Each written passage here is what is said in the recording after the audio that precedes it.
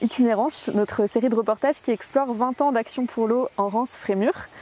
Nous sommes aujourd'hui à Saint-Juvat, le long de la Rance-Chenalisée, pour rencontrer M. Dominique Ramard. Bonjour. Bonjour. Vous avez été président de la commission locale de l'eau, la CLE, de 2014 à 2020. 6 ans de mandat au cours desquels la question de la qualité de l'eau était prépondérante. Est-ce que vous pouvez nous dire quel est votre regard justement sur l'évolution de cette qualité de l'eau ? On peut dire que sur les nitrates, les choses se sont bien améliorées. Depuis quelques années maintenant, le taux est à peu près stable. Il y a encore un peu d'efforts à faire.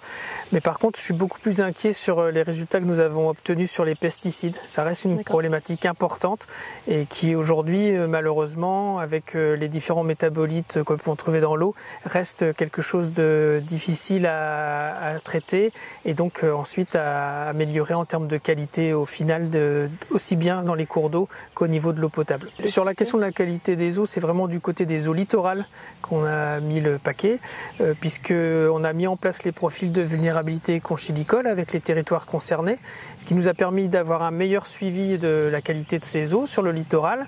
Le lien a pu être fait aussi avec la question de l'économie, aussi bien pour la conchiliculture que pour le tourisme. Et donc on voit que quand on est sur des programmes concrets comme ceux-là, quand on fait le lien entre environnement et économie, tout de suite les actions sont tout de suite plus faciles à engager.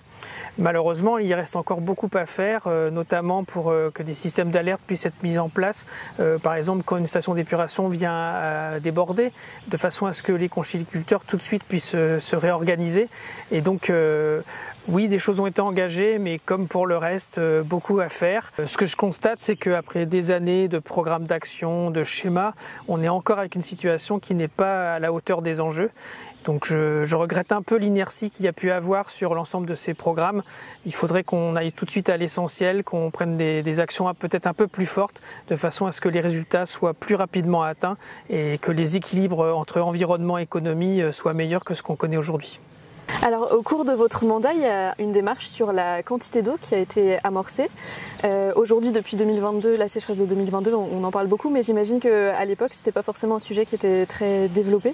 Non, effectivement, on était un peu pionnier en la matière.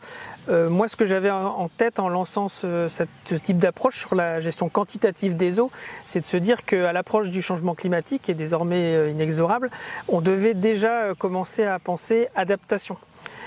Donc forcément, adaptation vis-à-vis du changement climatique, c'est gérer des quantités d'eau sans doute moins disponibles au moment où on en a besoin, et donc besoin d'anticiper sur un partage des usages et donc d'une limitation des quantités d'eau en fonction des usages.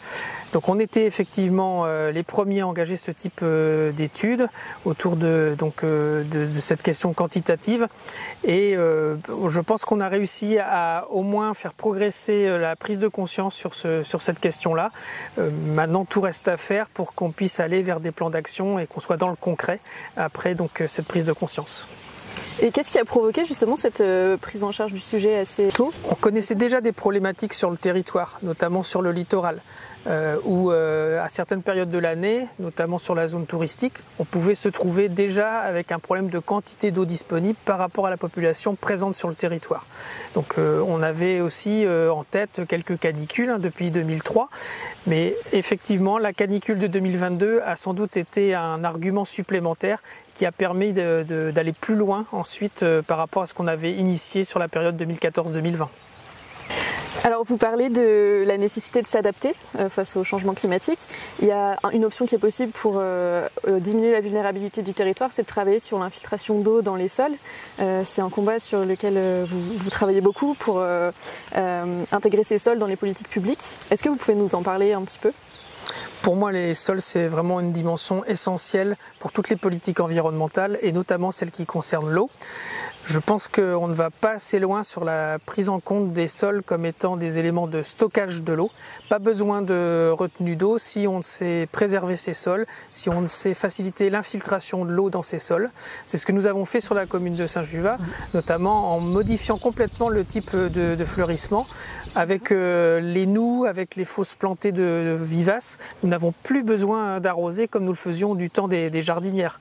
Et donc je pense que dans la plupart des activités humaines, communes, on peut, en se basant sur des sols de qualité qui permettent une bonne infiltration de l'eau, on peut réussir à gérer l'eau différemment, à ne pas en manquer au moment où on en a besoin.